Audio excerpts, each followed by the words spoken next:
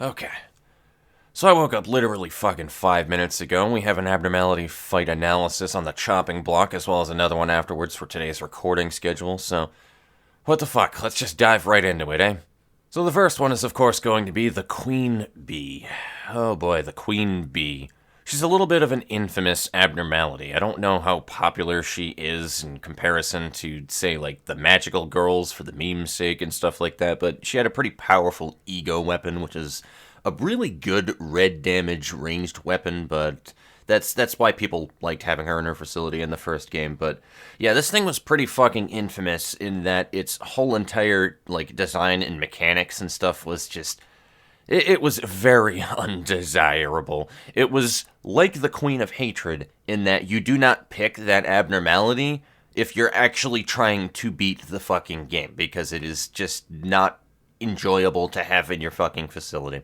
Essentially, what the Queen Bee was a ticking time bomb that was extremely easy to set off, by the way, mind you. Extremely easy to set off. You couldn't make a singular mistake, otherwise she would just leave out this absolutely disgusting fucking fart cloud that goes throughout the entire facility that she is in. And anybody who is unfortunate enough to be within smelling range of that is so absolutely gassed out and disgusted by it that they take a large amount of health damage in the form of a dot. And if I recall correctly in that game, when they were under that effect, you actually couldn't healing bullet them either, so it was quite fucking panic-inducing whenever that happened.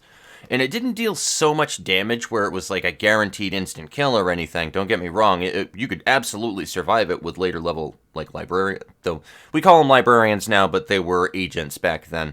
And you could survive it, don't get me wrong, you could absolutely survive it, but it was still panic-inducing, and it wasn't so much the dot that was the problem in that game, it was the after effect. So if anybody is killed by that, which would of course be her spores, then out would come a fucking bee from their body. They just turn into a giant fucking worker bee. Imagine standing right next to your coworker, and then out from his chest comes out a fucking, not an alien, but a giant fucking wasp that is the size of a human being. Not like a bee drill or something like that where it's like, alright, well that's kind of big. Like even fucking bigger than that. I'm all set with that. Thank you very much. So what the hell is the point of me going on a tear about everything in Lobotomy Corporation before going into here? Well, it's simple, really. I've talked about it a couple of times. I'm going into this series in general acting like that there are people here who have not actually experienced Lobotomy Corporation. And the reason why I want to talk about the Lobotomy Corporation mechanics is because these breakdowns are primarily talking about the mechanics, and I think it's overly relevant to talk about the mechanics as they were in the initial game if they're being brought back into like these amazing 2.0 battles, because in my opinion, Project Moon, and I can prove it too, usually, pretty decently, they knock these fights out of the park, dude. They really do. They make these 2.0 battles just much better and much more fulfilling, and also with a dash of nostalgia from the way that they were in the initial games. They do a really good job in just translating those mechanics into a library of Ruina way that is still fairly engaging and you're paying attention to them. So I'm always going to touch these mechanics before we jump into them for that reasoning. I think Project Moon just does a really good job in translating those over. So, that being said, let's move over to the relevant part now in the Library of Ruina. First off, I'm just going to go ahead and say that I'm not really a big fan of this abnormality personally. I'm just not. I just think it's an ugly, awful, just...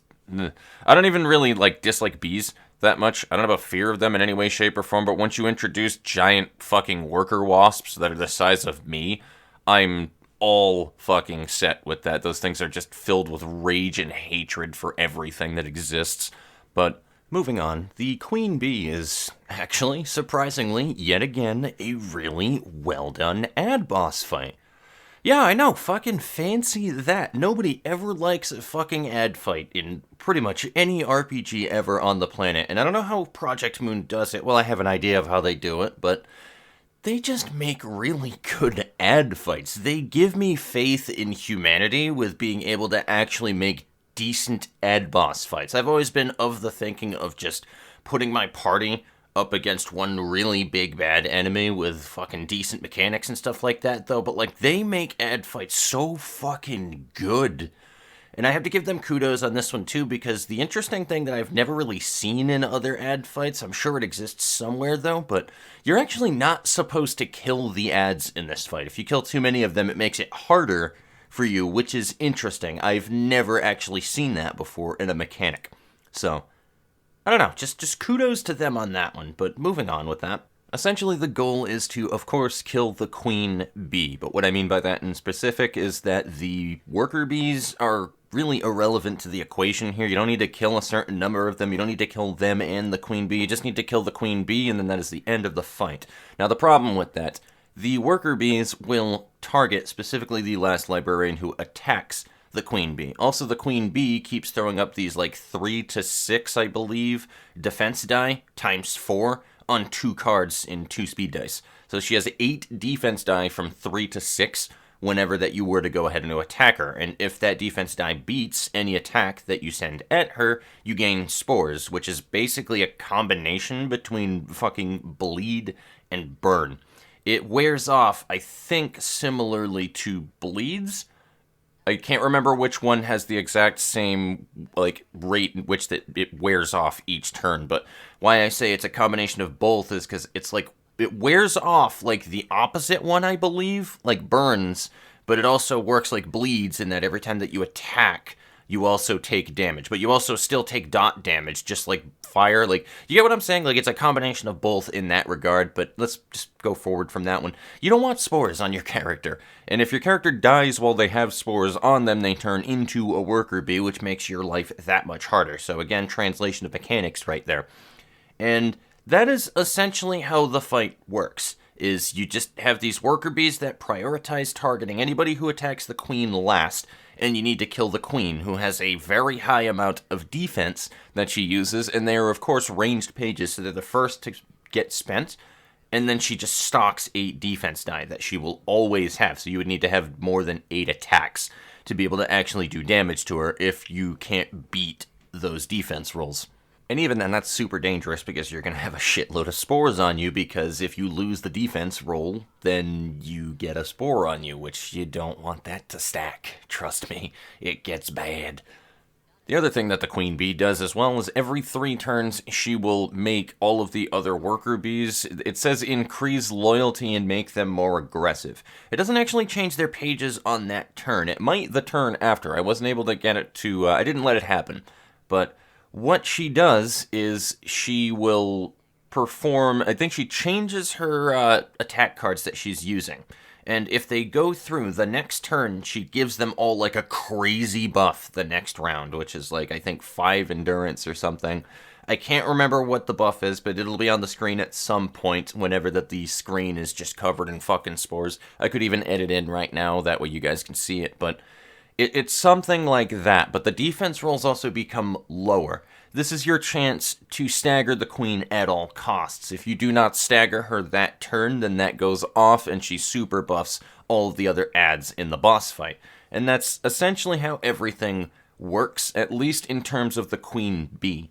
The worker bees, on the other hand, well, they're basically just generic ads. They hit hard, they're actually pretty weak, which you don't want to accidentally kill them, because again, if there are 2 or less on the field, it makes your life even worse than it already is during this fight, because she'll just keep adding spores to people at that point. So you really don't want to keep killing them off, and that is not what your focus is.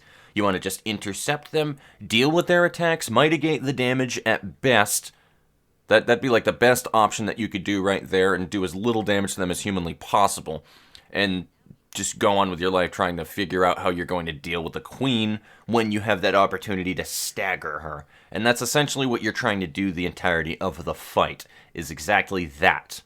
Now, the thing that you don't want to take lightly in this fight are the ads, believe it or not. Now, I know that they look super weak when you first jump into this fight, and you're like, alright, well, whatever, they can't be too bad, but they have pages that are pretty important in this fight that you need to pay attention to, as well as just hitting generally really fucking hard, so you need to be prepared for that.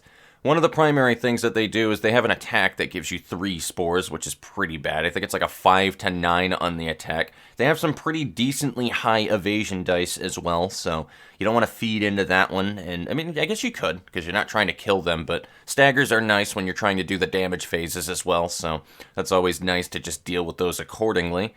But they have some pretty decent rolls, is what I'm trying to say. And not only that, but the added effects of their attacks, they can add spores to your characters. It's not just the queen bee, on top of them also having a particular attack that heals the queen bee by 10 hit points.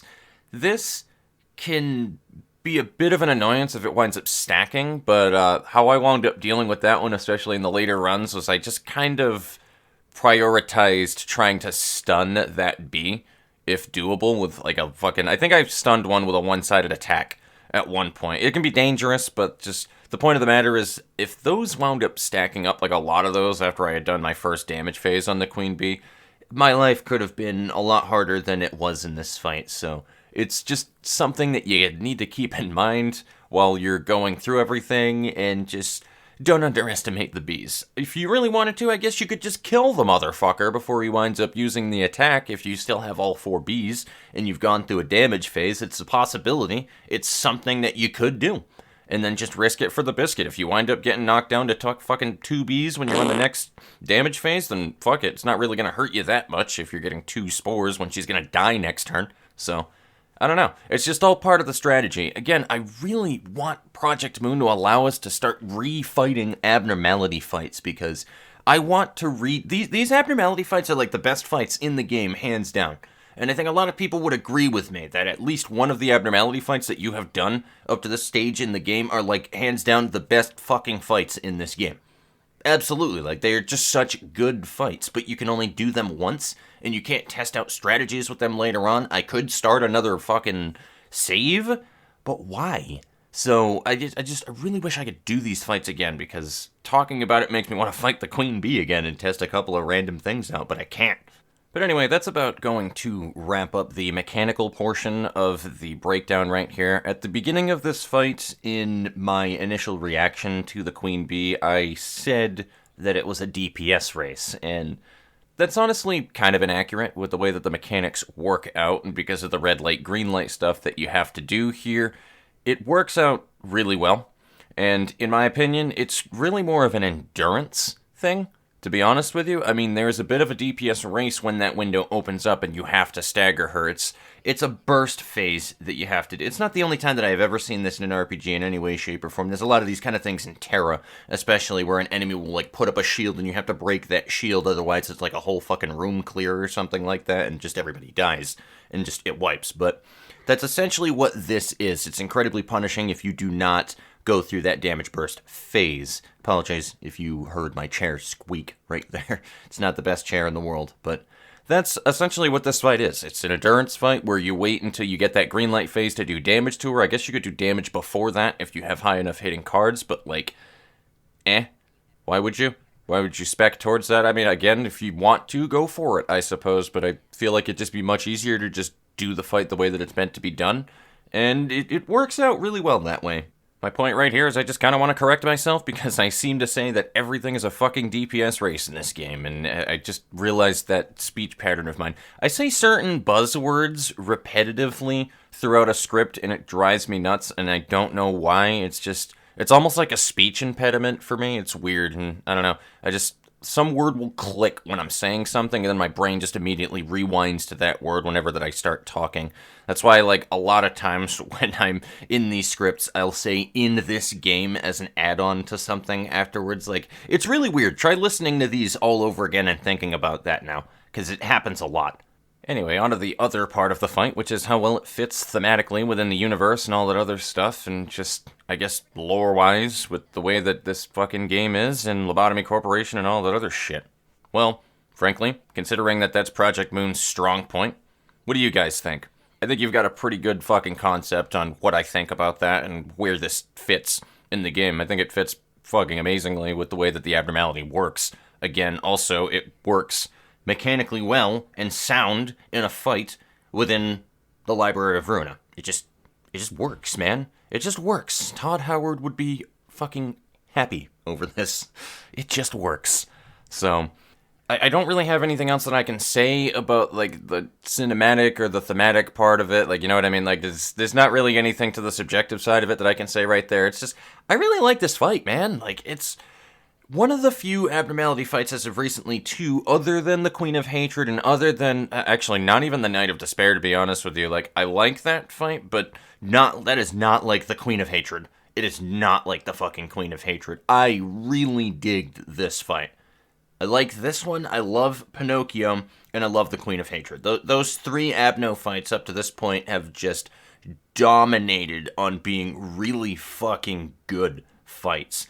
I got lucky, and it was pretty decently easy to be able to get through it, though, but do not, like, underestimate my thought process when I was going through this, ladies and gentlemen. Like, there was stress in my brain as I was going through it. Like, it was great. It was adrenaline-inducing, to be honest with you. Like, it was just one of those kind of fights where, like, I was mildly stressing out going through it, but, like, I don't show it too well on camera. And when I say stress, it's not like freaking out stress. I deal with that in a very different way whenever that I'm playing video games, though. But the point of the matter was, my brain was going. I was trying to think of things that I needed to do. I was looking over my shoulder. I was playing it safe. I was trying to think about the next move that I was doing. I was taking it seriously, essentially, is what I'm saying. Up until I got to the end where I was like, all right, we're going to fuck off and see if we can do this without losing anybody. And that was mostly because I pulled just the right Abnormality card to save Malkit's life. If I hadn't have done that, I probably wouldn't have cared nearly as much, but, like, it was just one of those boss fights, man, where it's just, I was really into it when I was going into it, and I just took it fucking serious because I could have easily fucked up at any moment on that one, though. It wasn't super hard, I'll be honest with you. It wasn't anything like that, but it was hard enough where there was challenge present, and you could get steamrolled. But luckily, again, it's another one of those boss fights. This is a main one that I really like about, like, the fights that I love the most are usually these ones, too. The mechanics were very fucking clearly presented to you. There was a little bit of nebulousness because you don't know what the Queen Bee was going to do on turn 3, but because of all the defense dice and the spores and all that other stuff, the only thing that you think is you're like, you know what, let me just go ahead and test and see what happens on round 3.